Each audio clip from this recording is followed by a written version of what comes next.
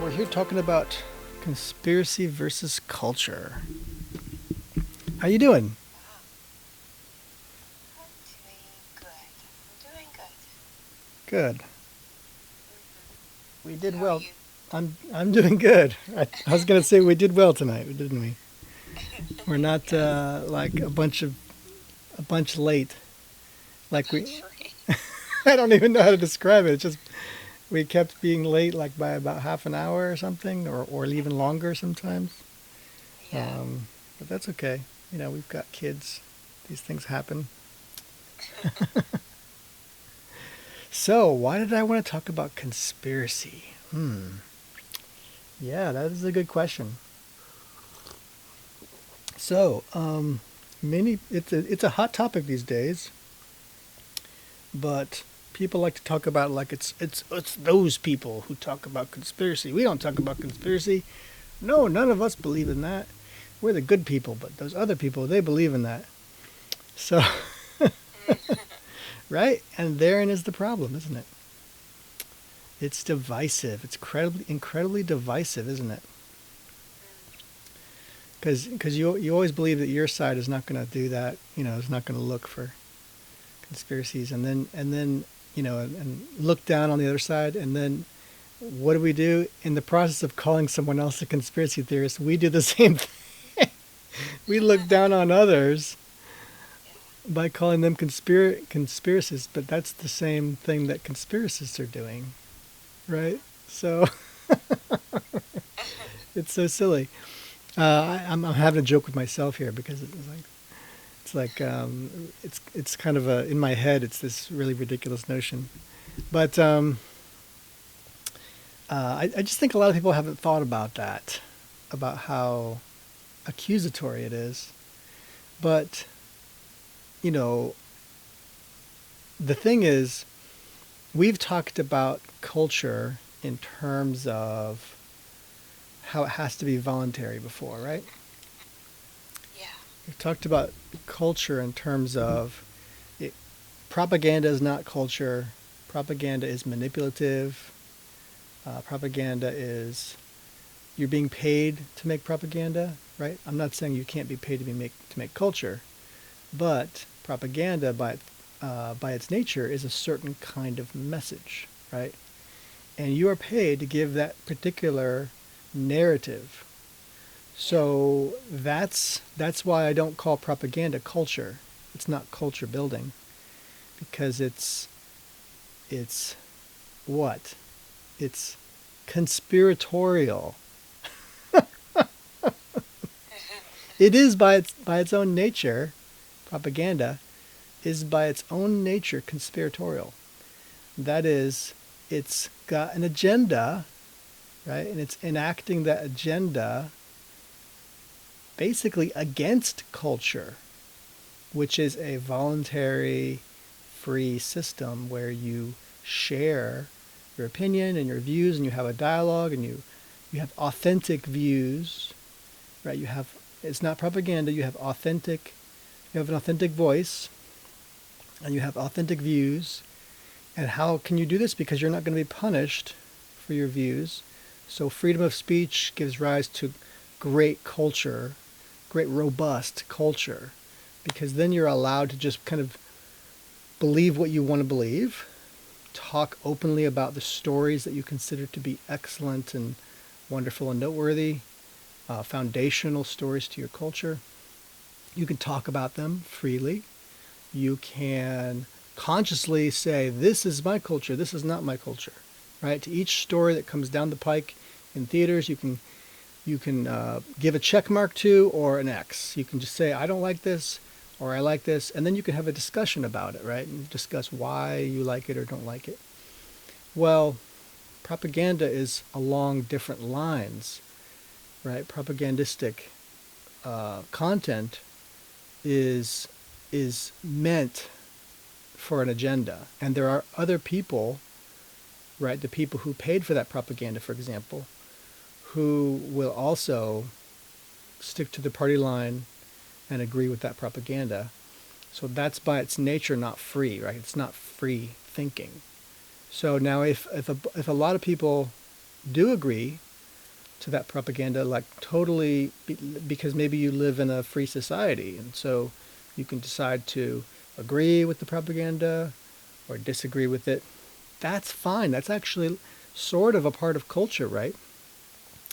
But let's just say a lot of people disagree with you, and so you now are engaged in trying to maybe even weigh the scales in discussion and kind of create a inauthentic, right, weighing of the scales on your side, so that it looks like you have far more influence in the culture than you actually do.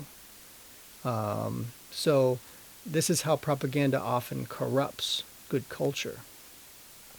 And conspiracy is another way for a non-free thinking government or people to corrupt a culture and to engage in a sort of accusation back and forth to create division in a culture that maybe once had been a free culture, or you want to eliminate the freedoms of that culture and make little slaves.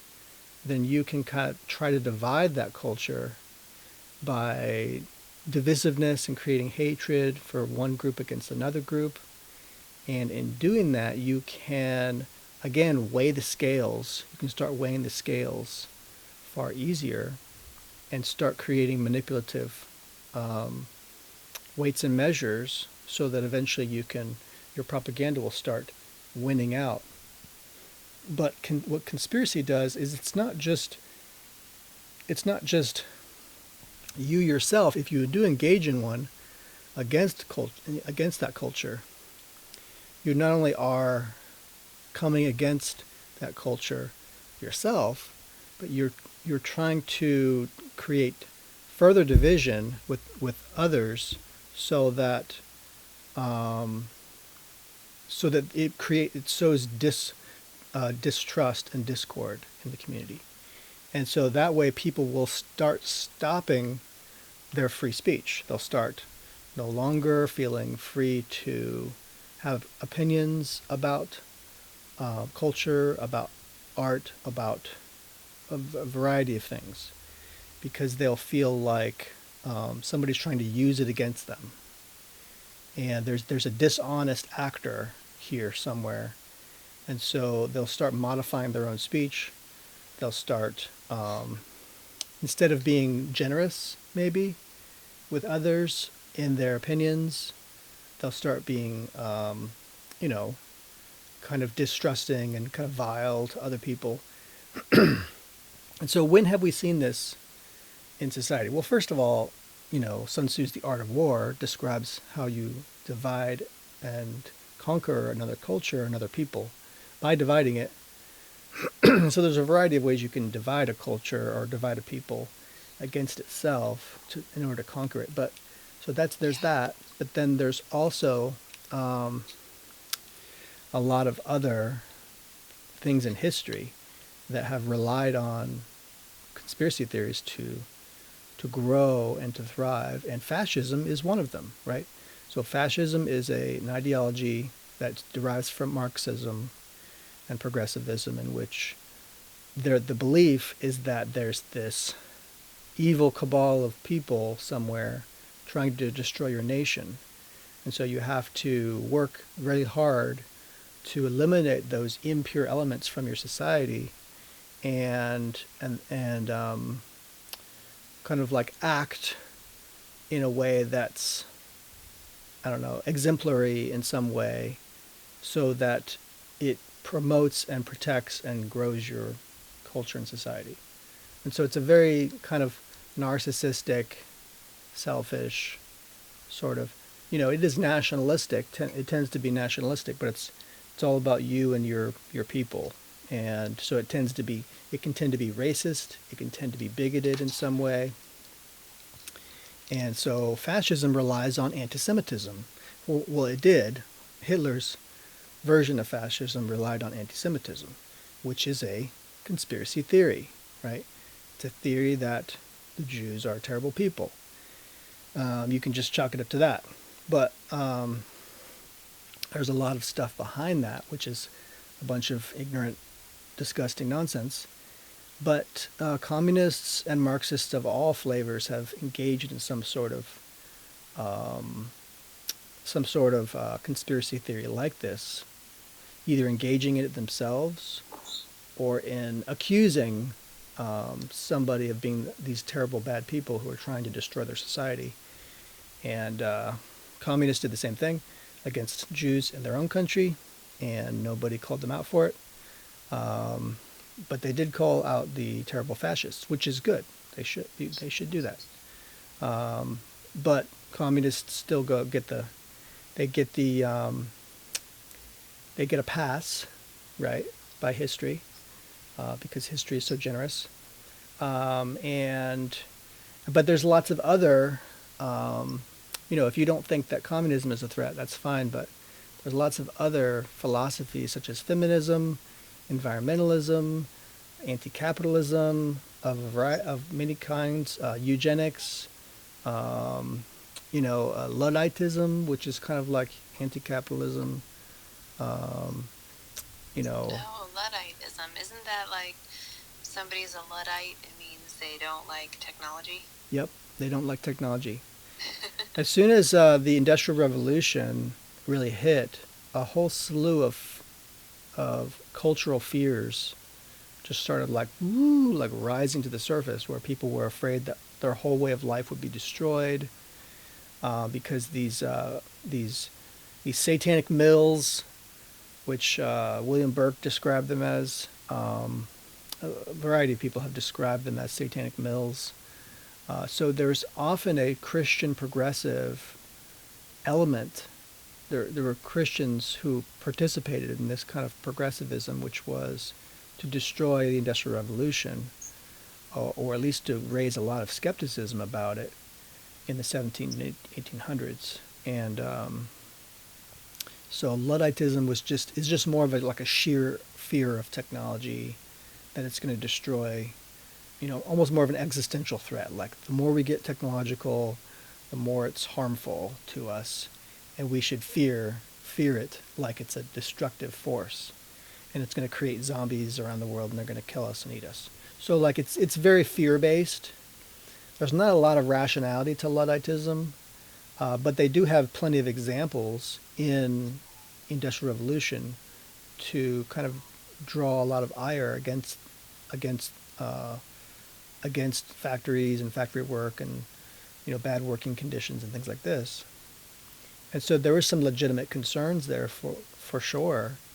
Like there was child workers, child labor laws that had to be passed, etc. And many of those are good things. But I think Ludditism itself is just kind of like very fear-based, and in that it's not very useful. But you can create good things from it. Like, let's say the Amish community, right? The Amish community is like a form of Ludditism, but it puts its theories behind love as opposed to fear and hatred. It's not about fearing and hating technology. It's about loving kind of nature and more natural solutions to living. It's like living in nature. So I think that's a better approach, And so it's far more useful than just being afraid of technology. So, we see that kind of like example quite often, where the fear of something, and this is where conspiracy theory comes in again, right? The more you create these ideas based on a fear of something, and anti-Semitism is here as well. The more you create something based on a fear of something or a hatred of something, the more you're just prone to destroy, as opposed to build something beautiful and good. You're just trying to destroy something that you consider bad. And so that's kind of like, many people will equate the two and say, well, one is the same as the other, and that's just not really true. Like, one is a thinking thing, where you think and you discuss and you appreciate, and so you have preferences, and the other is just kind of like violent. So, like, I just don't think that those solutions really work. And so, things like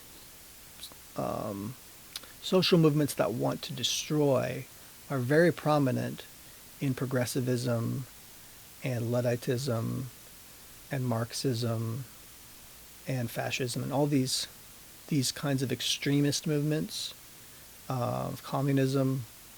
They're most of what they try to do, like eugenics, right? Eugenics is an effort to destroy children, right? And so and human trafficking, it's all about destroying, right? Slavery is about destroying someone's, how they're the image of God and they have free will and they have a right to their life. So slavery is about destroying that, as opposed to building up your neighbor and giving them what's rightfully theirs, which is their free will and their right over their life. And so, environmentalism is a destroying as well.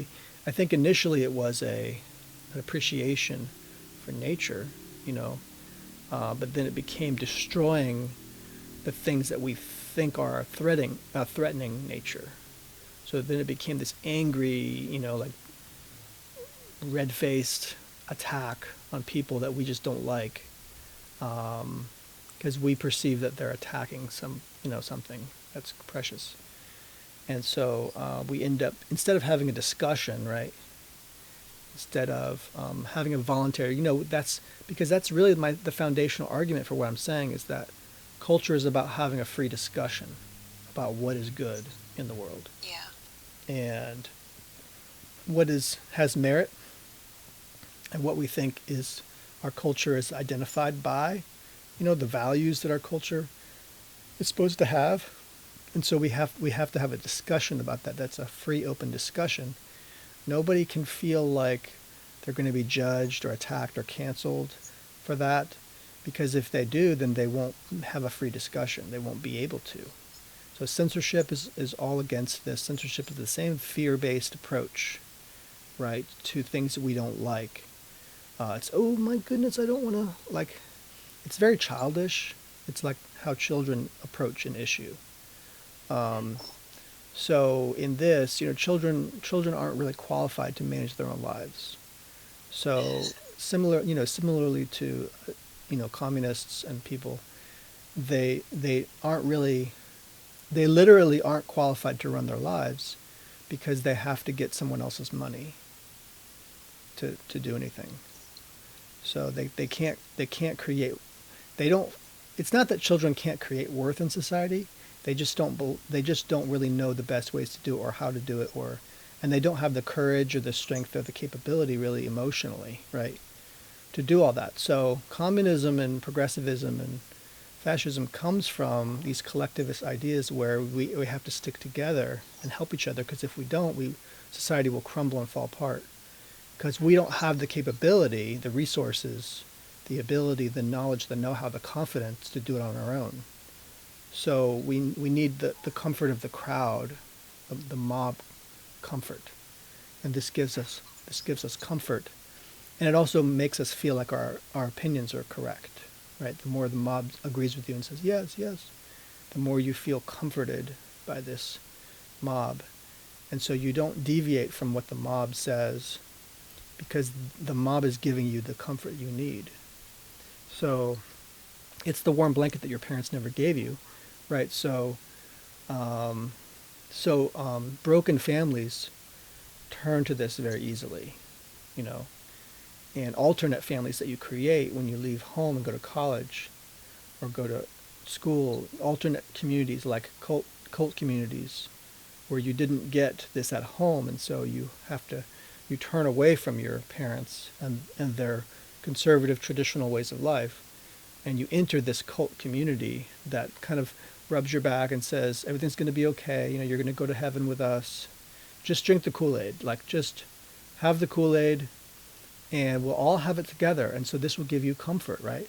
This is why people drink the Kool-Aid, because there were other people, the mob, were also drinking it. So this gave them comfort. And so many of these theories, whether it's, conspiracy theories, like UFOs. It's the same kind of thing, right? Um, we the idea is, oh, those scary aliens, it's gonna change all of society, and so we have to stick together and like figure out what to do about this. And so, but there's also this belief that what UFOs play into is the whole idea that government is in a conspiracy against the people. And so this plays into, again, another division, right? So the division is between those who know, right, the Gnostics in charge, and those who don't know, the agnostics, the people, and the people who are being taken advantage of, right? Yeah. So this plays into the same conspiratorial kind of accusation against someone. But my solution, as a Christian, this is very clear. But just as an American who loves my country, who loves my community, the solution is very clear. Love your community. And just stop pointing fingers at everyone, like all the time, thinking that people are out to get you. People are trying to hurt you everywhere. Of course there's criminals. Of course there's bad people. We'll always have these bad people around, right? And they're difficult to deal with, and hopefully as people listen to God, right? Because what God says is that we have to do justice. So whether you're a Christian in office or you're not, you still have to do justice. That's kind of a mandate for mankind from God, is that we need to do justice in our society. And if we do that, then a lot of these things take care of themselves, right? If there's someone, whether it's in government or whether it's, mobs of people running around harming people, well, apply justice. And you'll find that a lot of these conspiracy theories kind of go away. And also, another thing, there might be, like, let's say the UFO thing, right? That could just be a bunch of hubbub, right? Like, it might not even be real. It could be it's going to be another 1,000 years before we come in contact with aliens. Like, that's very realistic, right? This is a totally rational, realistic approach that we could say, well, I don't see evidence here now. Maybe it'll happen in 1,000 years. So maybe we should stop, like, hating each other over it, or having this weird conspiracy theory that, so what is the solution to that? It's to talk about it, like to uncover, facts about the matter. And, when someone's trying to hide facts, yes, that looks bad. So find someone who's not. Find someone who's less cagey about stuff. If you're living in a free society with freedom of speech, what more do you need? Have discussions about these things. Find as much data and information as you can. And this is true for all of these theories. All of these theories in which cause us to backbite against our neighbor, which the Bible is against. To covet your neighbor, which in this case, we're kind of coveting someone else's power, because when you believe in a conspiracy theory, you often are afraid of someone else who you're afraid they're going to get power over you. So, in some way. And so you're coveting their power, really. A lot of people don't think about that. By engaging in a lot of this talk, you're kind of engaging in covetous behavior against your neighbor. And you're suspecting them of evils against you, right? And this is not generous to your neighbor. So when you said do justice, I had to look up that verse. It's Micah 6:8, and it says, this is the ESV, it says, "He has told you, O man, what is good, and what does the Lord require of you, but to do justice, and to love kindness, and to walk humbly with your God." There you go. Yeah. Great job. Thank you. So, we do need to be generous to others, to our neighbor. I believe like there's a lot of stuff going on where there's a lot of kind of distrust for all kinds of people. Like people don't trust Russia or China right now in America. And I just think this is kind of really foolhardy. Um, and instead of kind of having that, exhibiting that attitude uh, to your neighbor on the other side of the planet, like maybe some generosity, maybe some discussions might solve a lot of this problem. You know, when someone is cagey and unwilling to talk, yeah, that's a bad sign. So talk to someone else, like I was saying before, like talk to someone who will talk to you about these things, and see what they have to say about it. Because there's a lot of factions in the South China Sea that would like to, the Philippines maybe could talk about the South China Sea if China's not willing to talk about it, or Taiwan maybe could talk about, you know, what's going on there if China's not willing to talk about it. But what I think we should do is encourage China that you know, I'm just using China as an example, um, but like because we don't have always the greatest relations with them, and there's a lot of suspected conspiracy theory talk about China since they're communist that they don't like us and they want to destroy us, et cetera, blah blah blah. And so there's a lot you can still get done here, and we don't have to like continually rely on the fear-based Ludditism of like, oh my goodness, this is they're gonna. So if you're afraid of them, there's nothing wrong with protecting yourself. Like there might be not one robber in your neighborhood, but it doesn't mean you shouldn't lock your door at night and create kind of like build a fence to protect yourself against maybe that one day that a robber does show up. So that's just an example of how like there's nothing wrong with building an army to defend your country if you're afraid of some other country. Like that, there's nothing wrong with that. But you should also pursue rational discourse instead of like backbiting against someone. And so this is just like a fundamental problem in society. When societies are divided, culture is collapsing. We've talked about this a little bit. But divisions in society do not help the society to grow. Divisions in culture that does not bode well for that culture. And these divisions are being created in a variety of ways.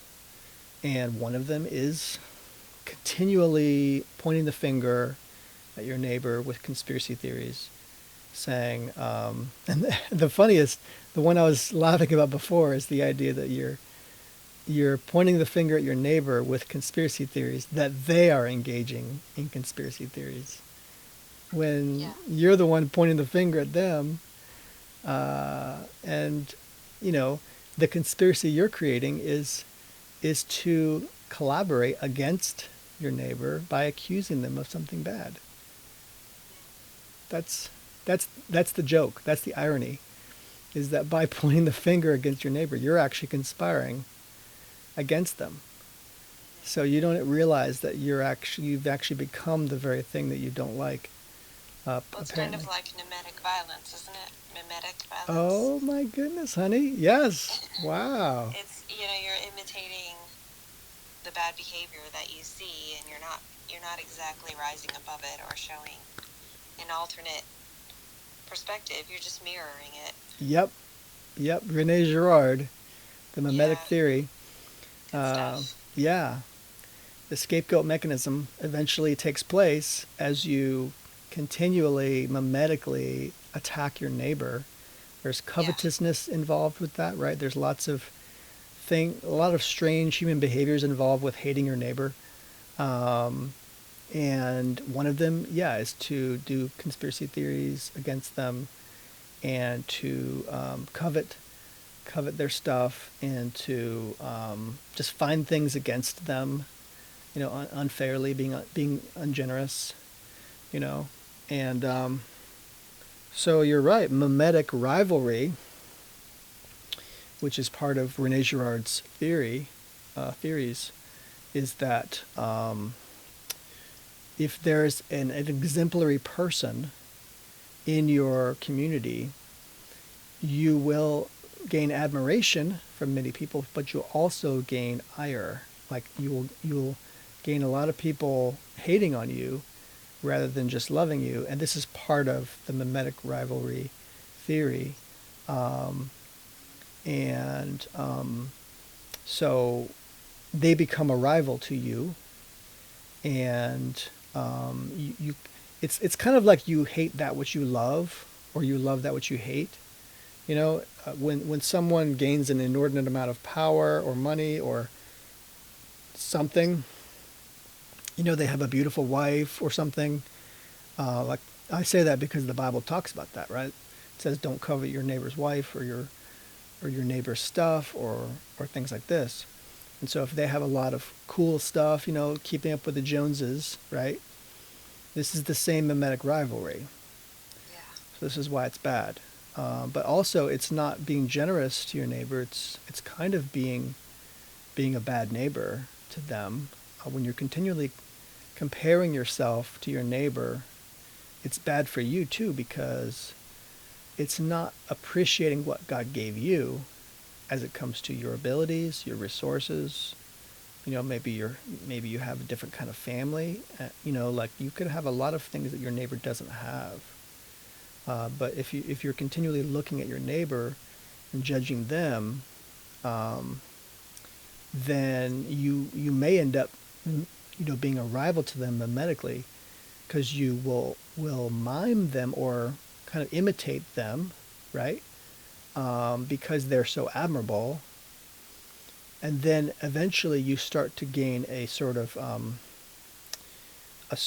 jealousy, right? And then that turns into like covetousness, and then you eventually don't like your neighbor. You eventually don't like them, and you don't like them to such a degree that because their fame means you can't really harm them, but you can. But when you do harm them, you have to do it on such a scale that the scapegoat mechanism comes into play, where they end up getting sacrificed to your false gods. And it gets really biblical, but Rene Girard has this, created this theory based upon a lot of ancient literature and poetry and a lot of more modern stuff. First he studied Shakespeare and these great writers who studied human behavior. And so a lot of his theories are very scholarly, but he's an anthropologist, so his primary thing is to understand mankind and how we behave towards each other. But you're absolutely right. Mimetic rivalry comes from a lot of that divisiveness and accusatory stuff. People like Donald Trump are definitely one of those people. And he's a great example of that, because just the amount of news, not even that the love or hate, no matter what side of the aisle you're on, just the amount of news he gets is enormous. Yeah. I mean, even before he was elected president that one time in 2016, he would get an inordinate amount of attention. Yeah. So he ends up being one of those people that if people do hate him, it's incredibly like scapegoaty. And to this day, they still want to destroy him. So this kind of totally plays into Rene Girard's theory. But, the mimetic rivalry is just part of it. But really, I like to look at it as a divisiveness and a corruption of culture. Yeah. So like when there's like when there's like such a large amount of divisiveness, it ends up kind of like corrupting the entire culture. Yeah. So divisions don't just take place generally. It's more like there's a division and then there's a destruction. collapse. And then new stuff has to come up from that, you know. So like, take for example the Greek city-states, you know, the Hellenistic states. Alexander the Great makes this enormous empire, but he was an expansionist power, right? And then after him comes the kings, the Greek kings, who the Hellenists, and they create more of a decentralized system. You know, basically divisions, right? There's divisions that formed. You know, they are unified kind of by a common culture in many ways. You know,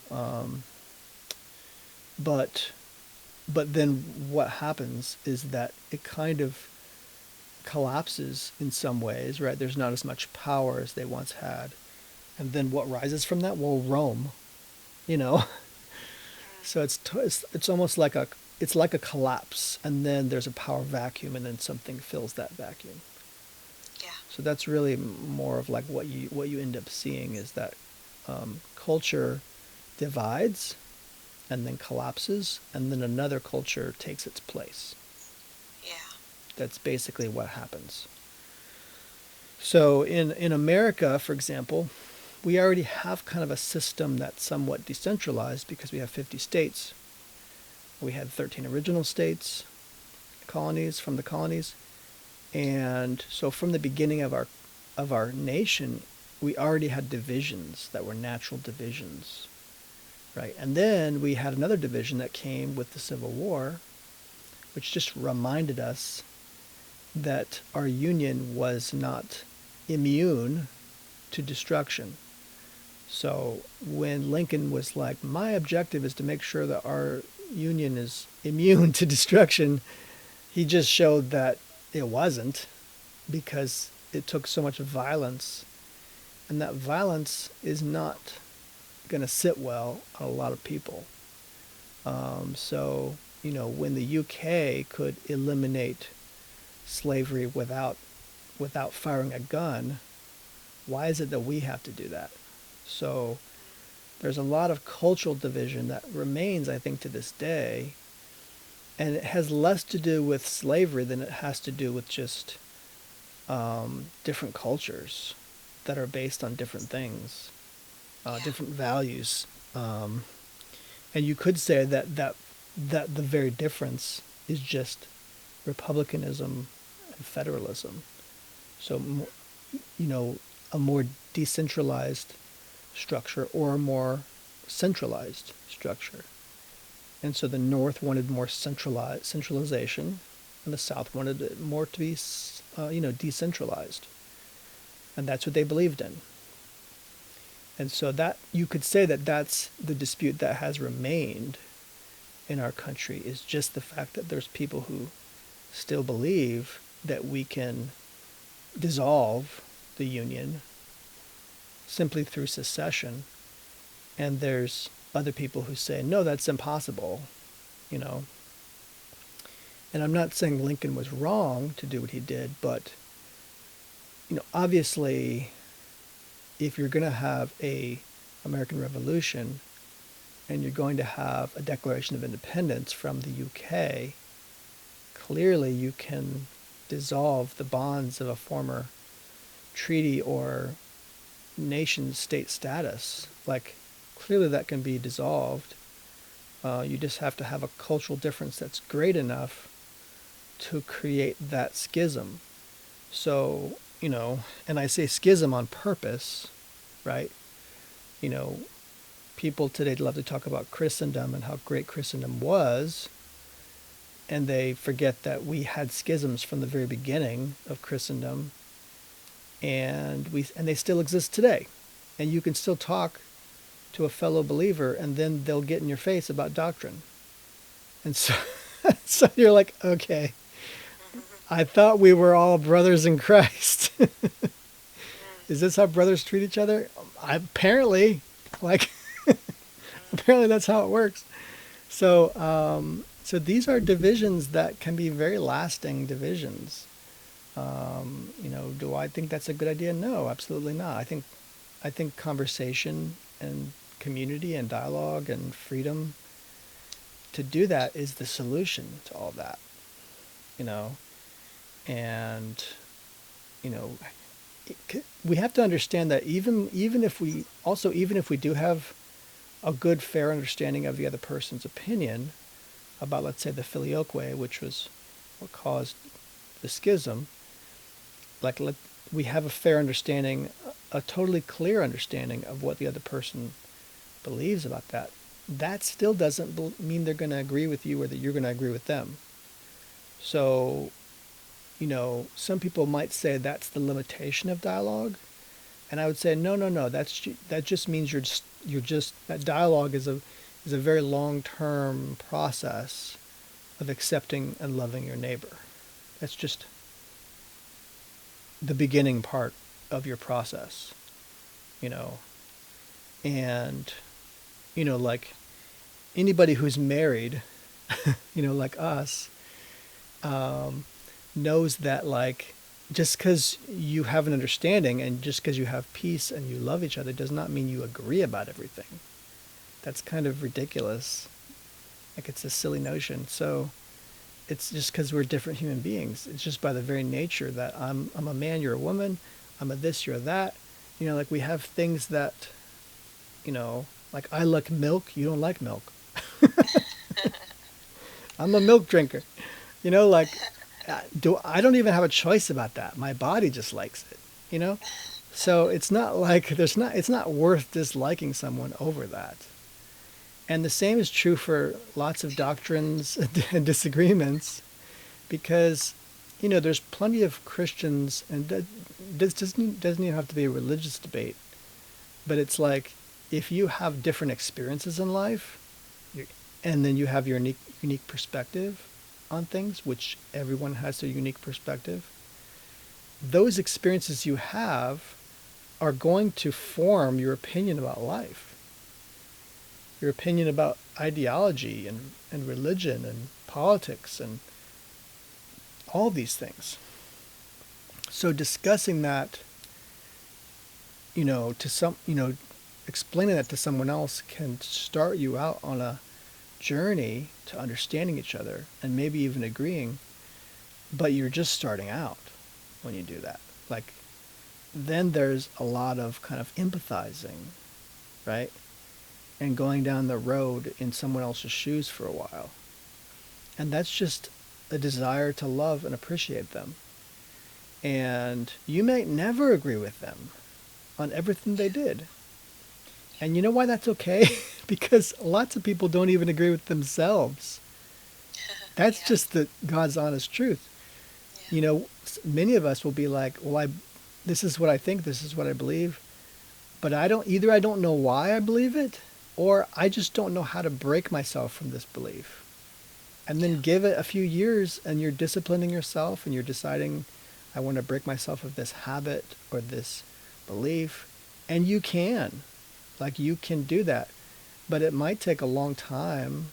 And that's just the evidence, is that we don't always even like our own opinions or our own perspectives. So it's okay to be like, well, I'm a little lazy, or I'm a little bit this way or that way, and accept yourself for that, but also want to change, and knowing that change is not always easy, you know? So this is just our fellow compassion for our fellow man. It makes you realize, oh, well, I'm not perfect either.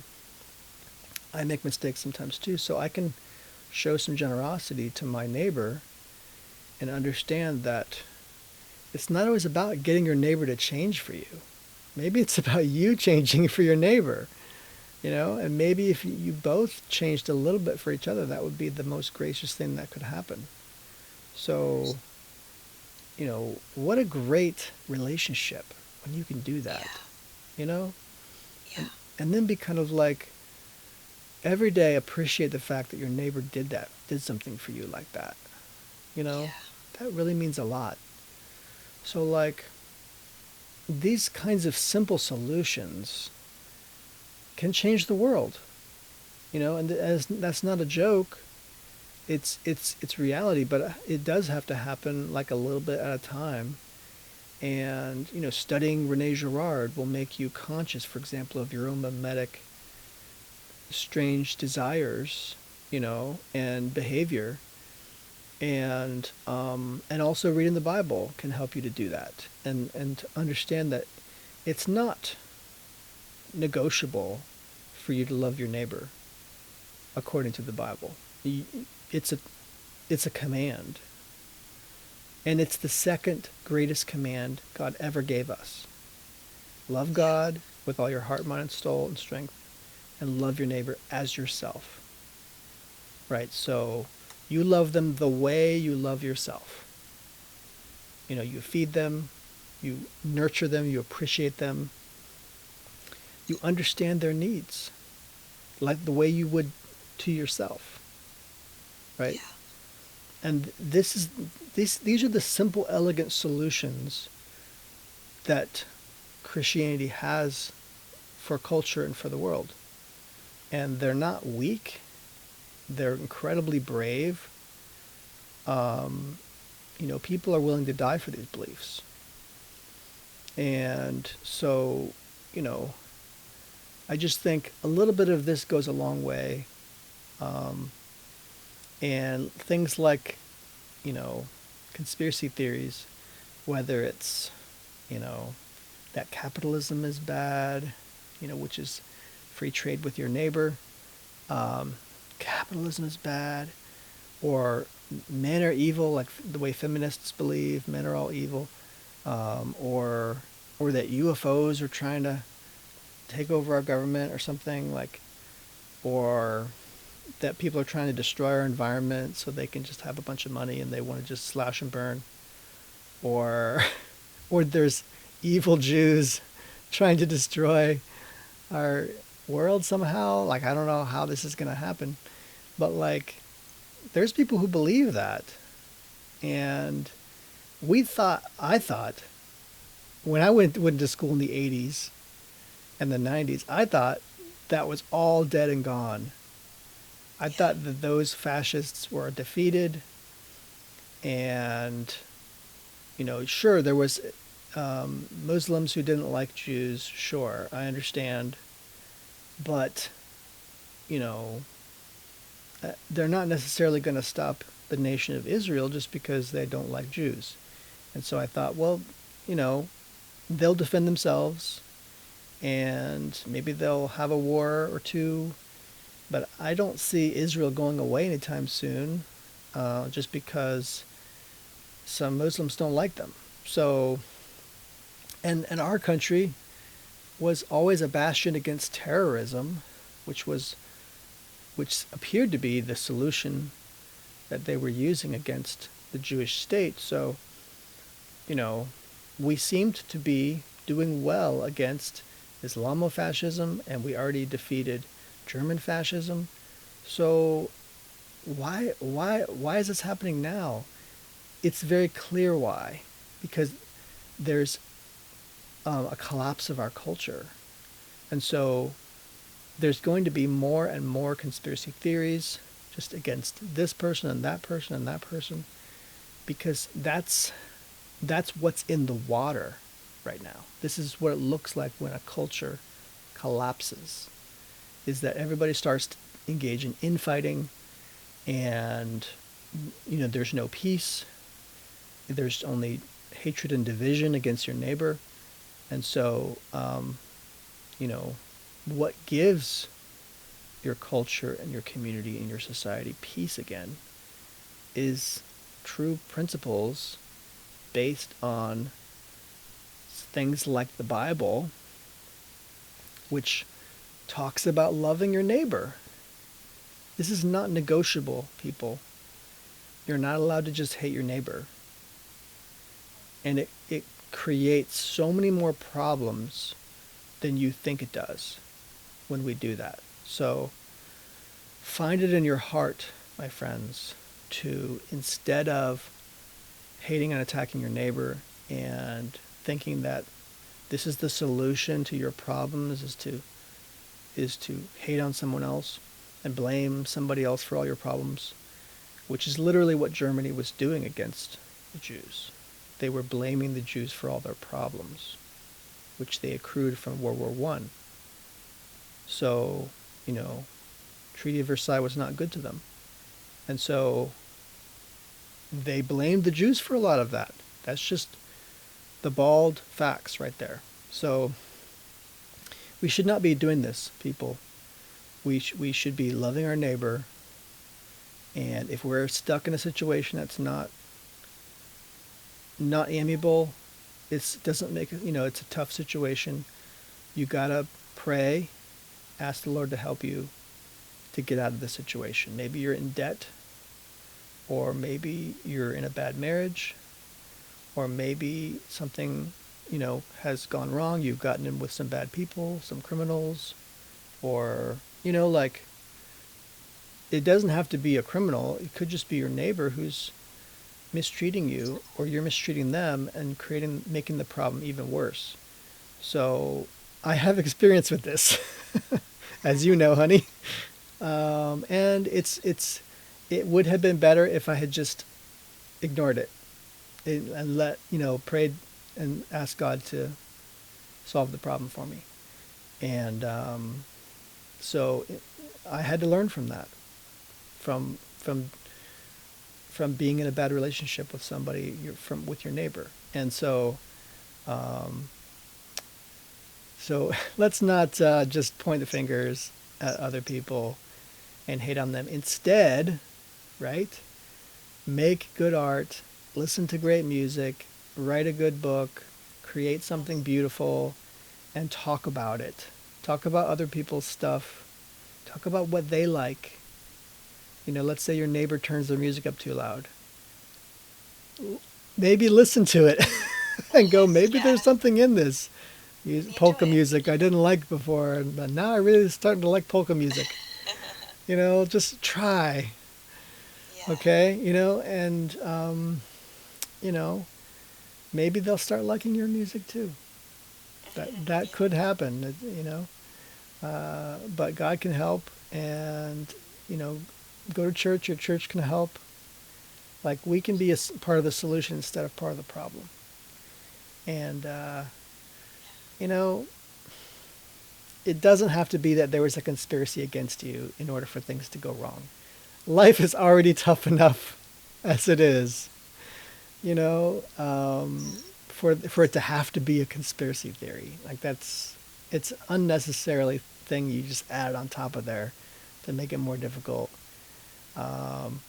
No, that's, let's try to get along with the Chinese, is what I'm trying to say. Let's try to get along with the Jews, or Islam, people in Muslims. Let's try to get along with people and talk about the difficulty of all these things. And let's do justice, right? Because a lot of problems are solved when you just do justice.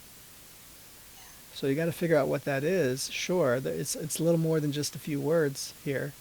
Justice has to do with truth, like what's really going on, what's provable, what's really, what's provable in a court of law, not a bunch of accusations. And things start to iron out after that, So don't be a criminal. Don't do that. And love your neighbor. These are very simple solutions. And if we did that, if we were happy with obeying, simple rules in the Bible, if we would just we're happy with that, I think things would be a lot better for everybody. So let's try it out, folks. Instead of just conspiracy theories, backbiting against your neighbor. It doesn't make you happy anyway. Yeah. I know you wanted to say something about this, and I feel like I interrupted you. Did you want to say something else? No, I just, you were just saying do justice, and I was thinking love mercy and walk humbly. And yep. This is helpful to get along with our neighbor as well. Absolutely. Yeah, very true. Being humble. Feminists don't like the patriarchy, but the patriarchy, and I know I've talked to you about this a lot in the past, but when you say walk humbly, that's what patriarchs are supposed to do. Yeah. you know, if you want to learn what the patriarchy is, because maybe they taught you in school that the patriarchy is bad and evil or whatever. Well, that comes from the Bible. The patriarchs are men of God in the Bible, and they have stories. And the stories tell you who they are and what they did. And they tell you how Christians are supposed to relate to them. So all the answers are right there about what the patriarchy is and what it's supposed to be. You don't have to create a bunch of conspiracy theories about the patriarchy. All the answers are right there. And Christians are supposed to follow those. So instead of just accusing men of being terrible people or patriarchy people, whatever that means, why don't you look at the Bible, study who Moses was, and say, hey, why aren't Christians being like Moses? Because Moses isn't supposed to be a misogynist and to dislike women. Moses is actually supposed to mirror Christ and mirror God in how he treats his people. So this is actually very generous. This is not meant to lord over people or be rude. It's certainly not about treating women unfairly whatsoever. In fact, quite the opposite. So patriarchs and biblical patriarchs are some of the most pro-woman people ever to have existed on the planet. So, you know, it's like hating patriarchs. You're just creating your own problem. You're just making it worse by hating on the very people who are trying to actually help and defend women and trying to actually make good families, raise good children and having good families, and bring kind of civility and love into communities. Moses was freeing his people from slavery. Yeah. Okay? I mean, and he was doing miracles because God asked him to speak on behalf of his people, and he ends up doing a lot of miracles for God. How is any of this bad? I don't understand how this is supposed to be a bad thing. And, and there's other patriarchs as well. King David, many others. And the idea is not that they're perfect people. That's not the idea.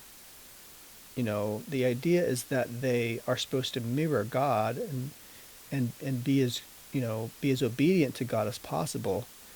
And as the moon mirrors the sun, patriarchs are supposed to be the moon, right? We're not the light ourselves. We're not the good. We're just supposed to emulate God's goodness.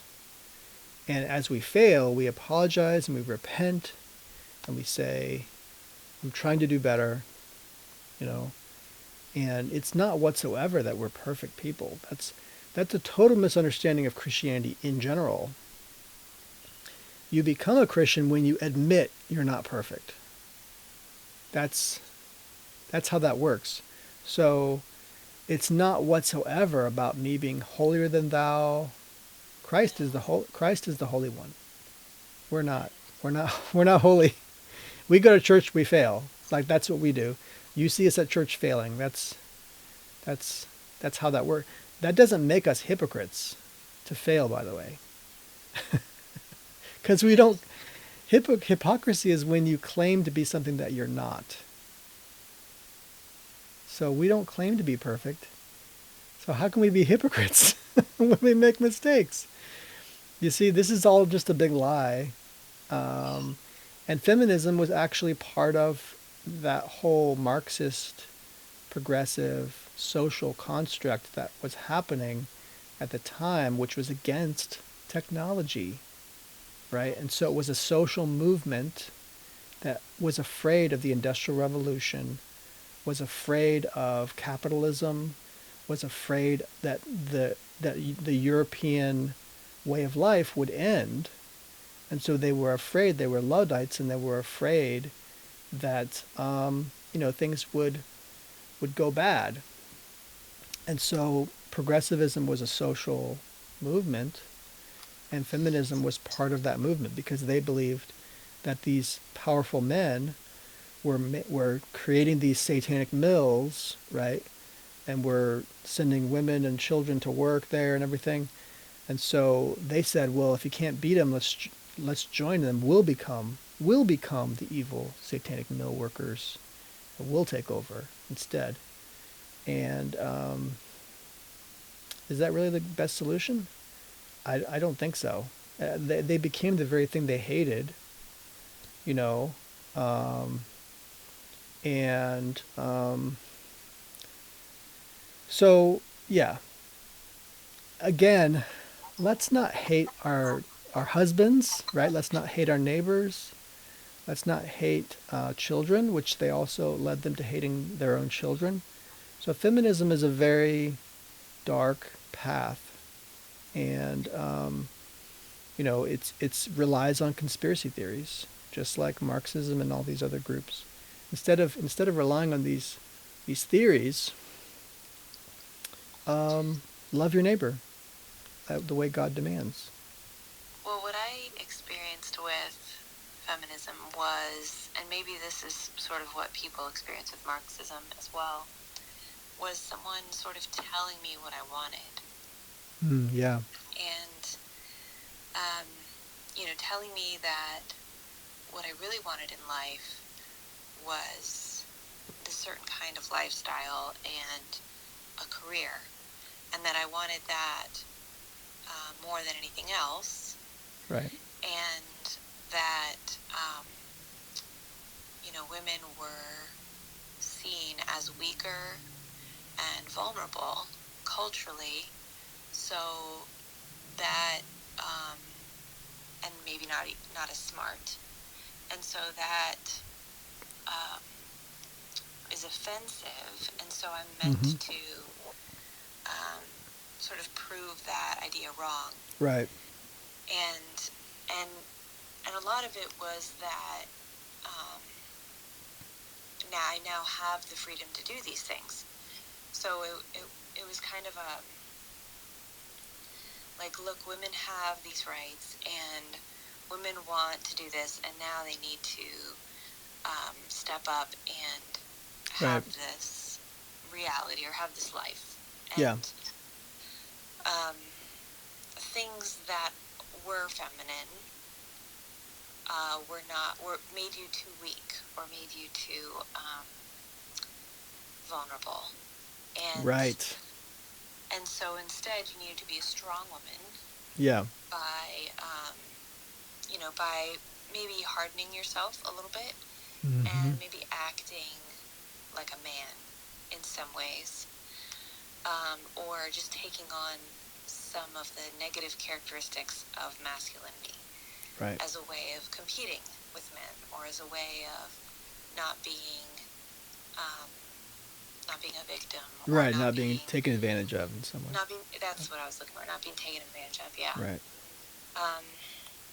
And so, no one ever, I never got this message that parenthood, that motherhood, is far more satisfying than a career. Yeah. And that I don't have to have a career, and I don't have to want that. And if I don't want to have a career, that's okay. Yeah. That's okay for me to not want something,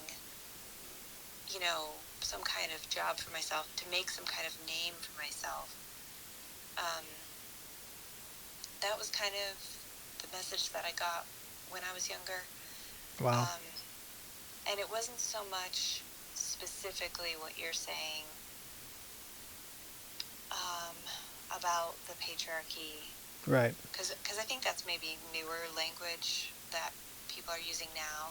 Yeah, it's gotten more visceral and more like hateful. More conspiratorial. More like directly, almost more like directly like communism versus capitalism and atheism versus Christianity. Just more of like at your throat kind of like hateful. And then other things, other issues like abortion come into it, and that it gets even more like visceral with the dislike for each other. So, it can get pretty heated, Yeah, yeah, and it's not, it doesn't appear in hindsight as though feminism has your best interest at heart. Yeah, absolutely not. But there is someone who does. And his name is Jesus. Mm. And when you realize, like, who you are in him, and when you realize, like, what he did and how he sees you, Yeah. you just no longer feel the need to prove yourself or to to have some kind of validating experience Mm-hmm. from culture or from your peers or from Yeah. other people, like oh, I'm a strong woman if I have a job and if I have a family and if I have a career and if I do all these things. Right. Then that makes me a strong woman and a good person or whatever. And Jesus is like, actually, I made you in my image and I called it good. I called you good, and I am absolutely delighted in you and who you are. And there's nothing that you need to do to make me love you more. Yep. And that love is, is like the Godiva of chocolates. Yeah, man. Yeah. There's not anything you can compare it to. It's no. And so you just kind of lose your taste for the things of the world when man. See yourself in Christ. Absolutely. Oh yeah. You see that.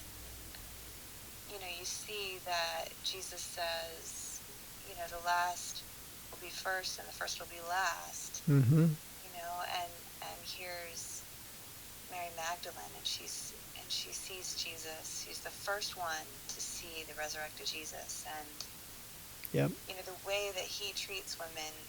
Like, what else do you need? Like, what else do you need but his teachings and his words and his love, the hearts in his eyes for you?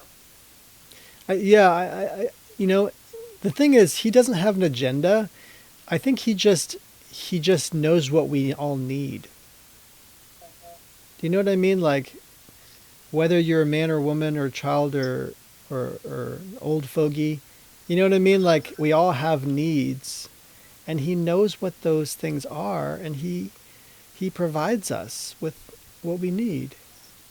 Yeah. And we don't need to be the queen of the belle of the ball. We don't need to be like always the most perfect person. You remember how I've talked about Gnosticism, agnosticism as well? Yeah. This is the Gnostic way of thinking, is that you always have to be performing, right, for others to be acceptable. And so when people come into religion, they often believe that. And that's why remember how I was saying they accuse Christians of being hypocrites? That's because they're thinking Gnostic in a Gnostic way. Like, they're coming to Christianity, appealing to Christianity as a Gnostic and saying, hey, you're not actually achieving these things. Hey, I'm coming in here trying to achieve things, and you're not. You're a hypocrite.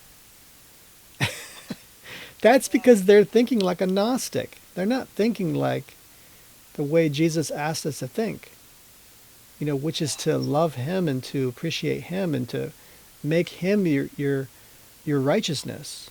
Like, you can't do that. And so no amount of like performance anxiety is going to help you. Like, no meritoriousness is going to bring you closer to God. So you're already there. You enter the kingdom of God as a child. Well, I mean, what kind of meritoriousness are they going to offer Jesus? It's just not how he thinks about his children. Like, and remember how you were talking about having children and how nobody ever told you in the feminist circles that having a child was so much more worth it than having a career, and having, being a mother or being a parent was so much more worth it. Well, it's a different value system. That's why. Like, it's totally different. When your children are just smile at you and want to do good, you're proud of them. Like, that's all you need, is you just have an intense love for them and you want the best for them. And so you understand when Christ is the shepherd and is protecting his sheep and will leave the 99 to find the one lost sheep. Like, you understand how he thinks then. Yeah. You understand how he forgives the prodigal son. You understand why he does all these things. You even understand why he died on the cross. Yeah. Like, you understand all these things as a parent. Parents do those things for their children, and they do it on a natural level. So,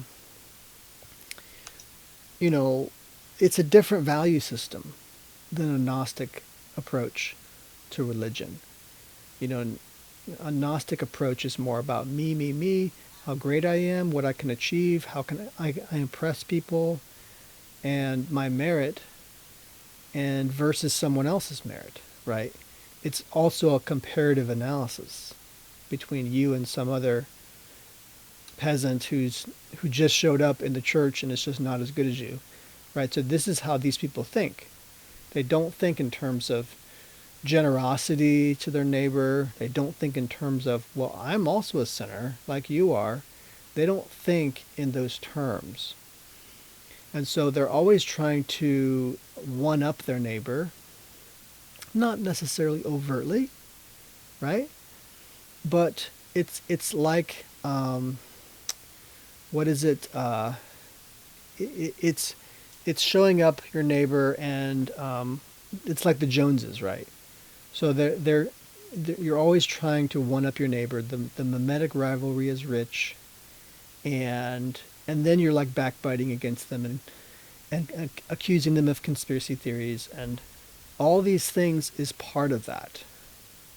And so it creates lots of disharmony, unhappiness, division, classism, class warfare, hatred for husbands and wives. Like, all these things come from that. And so, Jesus came to destroy all this stuff. He didn't come to live with it. He came to get rid of it.